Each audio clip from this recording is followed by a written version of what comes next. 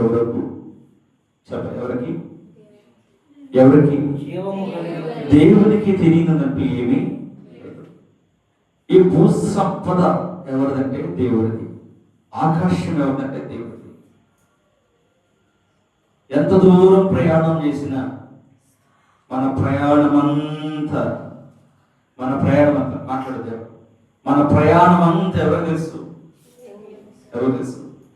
మన అడుగు జాడలు మొత్తం జీవంలో కలిగిన దేవునికి తెలుసు. స్తోత్రం చెప్పండి, హల్లెలూయా.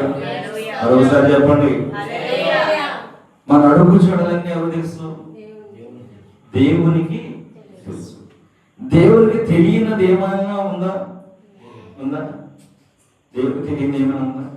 తెలియదు అంటారా?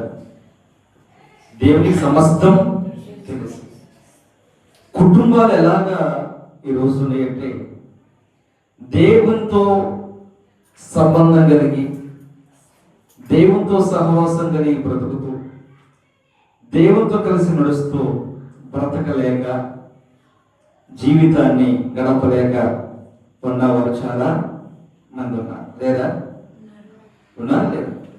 దేవుడు తెలుసండి. దేవుని యొక్క ఆలోచన తెలుసు, దేవుని యొక్క వాక్యం తెలుసు, దేవుని యొక్క ప్రేమ తెలుసు, ఆయన కోపం కూడా తెలుసు.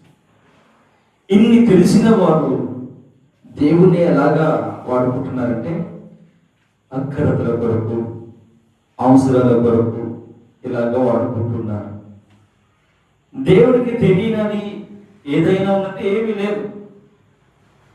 మరి మనకేమైనా తెలియదంటే మనకేమీ తెలియదు, కానీ అన్నీ తెలిసిన వాళ్ళలాగా ప్రవర్తిస్తూ ఉంటాం, నడుస్తూ ఉంటాం, మాట్లాడుతూ ఉంటాం. బైబిల్ చెబుతుంది కదా, నరుల హృదయములు మరి తేటగా ఆయనకు కనబడరు కదా. ఎవరి హృదయాలు కనబడుతున్నాయంట? చెప్పాలి. ఎవరి హృదయాలు? మన హృదయాలు దేవునికి తేటగా కనబడుతున్నాయంట. అంటే ఇప్పుడు నా హృదయంలో నేను ఎంత దాచినా ఎవరికి కనపడకుండా,